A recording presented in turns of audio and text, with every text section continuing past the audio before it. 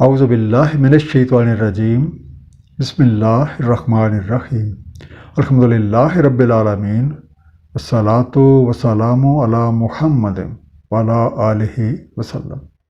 انشاءاللہ آج ہم سورہ انفال کے 6 رکوع کا مطالعہ کریں گے۔ اس سے پچھلے رکوع کی آخری آیات میں یہ بات واضح کر دی گئی تھی کہ معرکہ حق و باطل میں جسے ہلاک ہونا ہے وہ قیام حجت کے بعد ہلاک ہوتا ہے، اور جو کوئی زندہ رہتا ہے تو قیام حجت کے ساتھ زندہ رہتا ہے۔ اس دعا کے ساتھ کہ اللہ تعالی ہم سب کو نبی پاک صلی اللہ علیہ وآلہ وسلم کے طفیل قرآن کریم کا صحیح مفہوم عطا فرمائیں۔ آئیے مطالعہ قرآن کا آغاز کرتے ہیں۔ سورہ انفال رکوع نمبر 6 جو کہ آیات 45 سے 48 پہ مشتمل ہے۔ بسم اللہ الرحمن الرحیم۔ یا ایھا الذین آمنوا اذا لقیتم فئۃ، اے ایمان والو جب تمہاری مڈ بیٹ ہو کسی گروہ سے، فاثبتوا واذکروا اللہ کثیرا لعلکم تفلحون، تو ثابت قدم رہو اور ذکر کرو اللہ تعالیٰ کا کثرت سے تاکہ تم فلاح یافتہ ہو جاؤ۔ اہل ایمان پہ لازم ہے کہ وہ جب بھی میدان کارساز میں مخالفین حق کے مقابل آئیں تو اللہ تعالیٰ اور اس کے رسول پہ مکمل بھروسہ رکھیں، پامردی کے ساتھ تمام مشکلات کا، حالات کا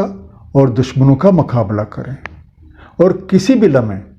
اللہ تعالیٰ کی یاد ان کے ذہنوں سے معاف نہیں ہونی چاہیے، اور اس وقت تک لڑائی جاری رکھیں جب تک اس کے مقاصد حاصل نہ ہو جائے۔ سورہ محمد آیت نمبر 4 میں ارشاد ہے، تو جب تمہاری مڈ بیٹ ہو کافروں سے تو مضروب کرو گردنیں، حتیٰ کہ جب تم ان کو روند ڈالو تو مضبوط باندھ لو، پھر اس کے بعد نواز دو یا فدیہ لو، حتیٰ کہ وضع کر دے لڑائی اپنے اوزار۔ یہی ہے اگر چاہتا اللہ تو نبٹ لیتا ان سے خود ہی، لیکن تاکہ پرکھے تمہیں بعض کو بعض سے، اور جو لڑتے ہیں اللہ کی راہ میں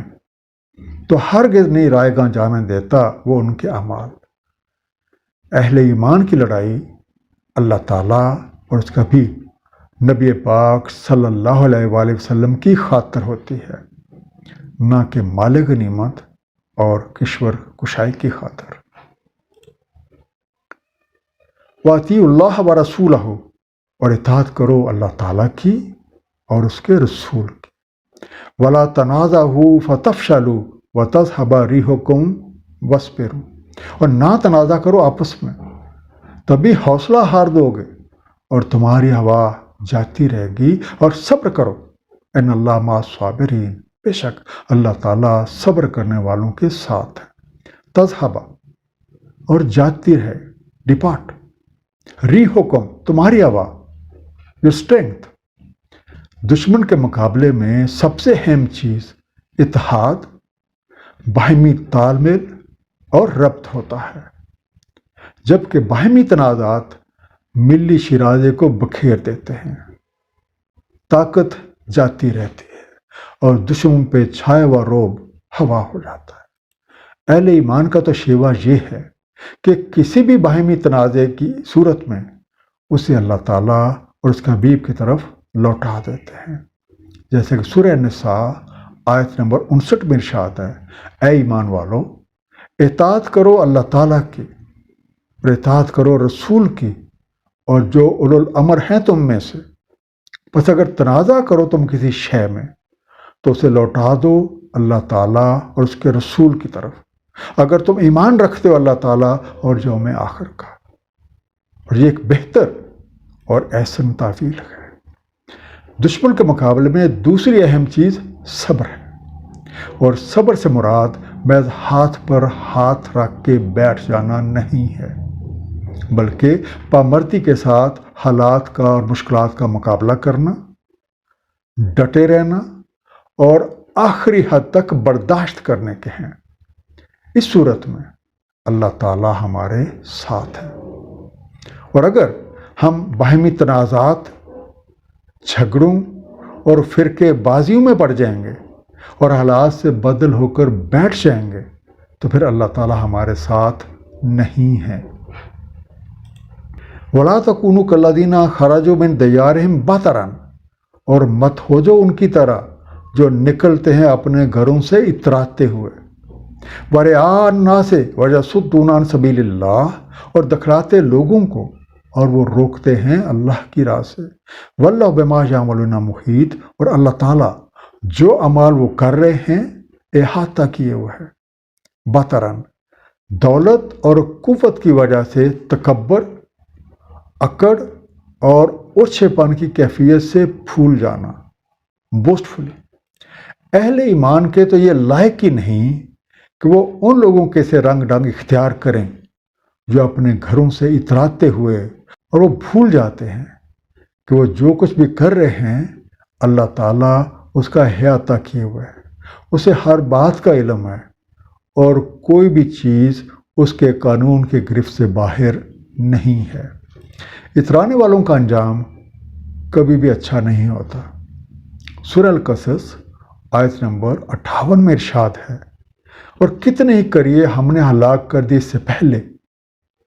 کہ اتراتے تھے اپنی معیشت پہ۔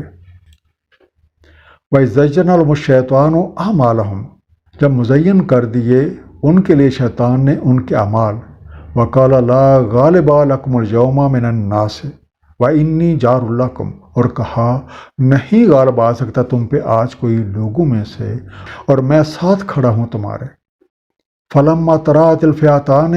نَكَصَ عَلَىٰ عَقِبَيْهِ، تو جب آمنے سامنے ہوئے دونوں گروہ پھر گیا اپنی ایڑیوں کے بل۔ وَقَالَ إِنِّي بَرِيءٌ مِّنكُمْ إِنِّي أَرَىٰ مَا لَا تَرَوْنَ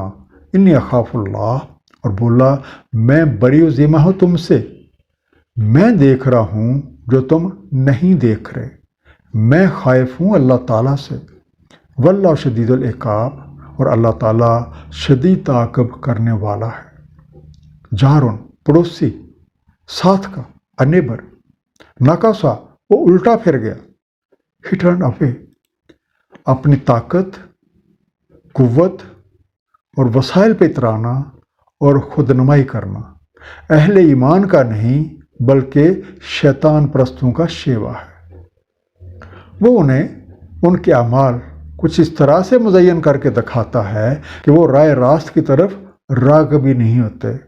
بلکہ وہ جو کچھ بھی کر رہے ہوتے ہیں انہیں اچھا سمجھتے ہیں۔ سورہ نحل آیت نمبر 63 میں ارشاد ہے، واللہ،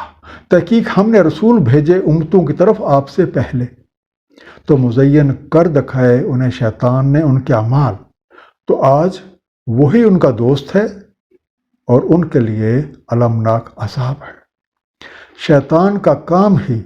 لوگوں کو رحمان سے دور رکھنا ہے، اور اس مقصد کی خاطر وہ انہی کی خواہشات کے جال میں جکڑے رکھتا ہے، طرح طرح کے وعدے دیتا ہے جس کی حقیقت سوائے دھوکے کے کچھ بھی نہیں ہوتی۔ سورہ بنی اسرائیل آیت نمبر 64 میں شیطانی ہتھ کنڈوں، وعدوں اور ان کی حقیقت کے بارے میں ارشاد ہے، اور اکھاڑ پھینک جس کی تمہیں استطاعت ہو ان میں سے اپنی آواز سے، اور چڑھا لا ان پہ اپنے سوار اور اپنے پیادے، اور شراکت کر ان کے مالوں میں اور اولاد میں، اور ان سے وعدے کر لے، اور نہیں ہوتے وعدے شیطان کے سوائے دھوکے کے۔ ایک وقت آتا ہے جب نگاہوں کے سامنے سے سب پردے ہٹ جاتے ہیں، حقیقت پوری طرح کھل کے سامنے آ جاتی ہے، جیسا کہ سورہ ابراہیم آیت نمبر 22 میں ارشاد ہے، اور کہتا ہے شیطان جب چکا دیا جاتا ہے معاملہ، بے شک اللہ تعالیٰ نے تم سے ایک وعدہ کیا، ایک وعدہ حقیقی، اور ایک وعدہ میں نے کیا تم سے تو میں نے خلاف کیا اس کے، نہ تھا میرا تم پہ کوئی زور، بجو اس کے کہ میں نے تمہیں دعوت دی تو تم نے میری دعوت قبول کی، بس مت ملامت کرو مجھے، ملامت کرو اپنے آپ کو، نہ میں فریاد رسو تمہارا اور نہ تم فریاد رسو میرے۔ میں کفر کرتا ہوں اس سے جو تم نے شریک ٹھہرایا مجھے اس سے پہلے، بے شک ظالموں کے لیے المناک عذاب ہے۔ ایک مختصر سا خلاصہ اس مختصر رکوع کا، جب اہل ایمان میدان کارساز میں اترتے ہیں تو وہ اللہ تعالیٰ اور اس کے رسول پہ بھروسہ کرتے ہوئے پامردی کے ساتھ مقابلہ کرتے ہیں، اور کسی بھی لمحے اللہ تعالیٰ کی یاد ان کے ذہنوں سے معاف نہیں ہوتی۔ جنگ ہو یا امن، اہل ایمان ہر حال میں اللہ تعالیٰ اور اس کے رسول کی اطاعت کرتے ہیں، اور اپنے بیچ اٹھنے والے کسی بھی تنازع کو اللہ تعالیٰ اور اس کے رسول کی طرف لوٹا دیتے ہیں، کیونکہ وہ جانتے ہیں کہ باہمی تنازعات سے اتحاد پارا پارا ہو جاتا ہے۔ حق پرستوں کا مقصود مال غنیمت یا کشور کشائی نہیں، بلکہ اللہ تعالیٰ اور اس کا حبیب نبی پاک صلی اللہ علیہ وآلہ وسلم کی خوشنودی ہوتی ہے۔ اللہ تعالیٰ ہم سب کو قرآن کریم کو صحیح طور پہ سمجھنے اور اس پہ نبی پاک صلی اللہ علیہ وآلہ وسلم کی سنت مبارکہ کے مطابق عمل کی توفیق عنایت فرمائے۔ صدق اللہ العلی العظیم، صلی اللہ تعالیٰ علی حبیبہ محمد وآلہ وسلم۔